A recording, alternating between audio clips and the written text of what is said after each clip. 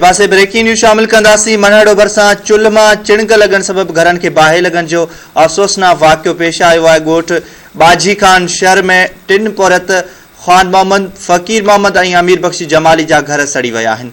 बाहि सबब घरनि में रखियल हंध बिस्तरनि समेत अलो तलो सड़ी रख थी वियो आहे। मुतासिर ॻोठाणा खुले आसमान हेठि वेठल आहिनि।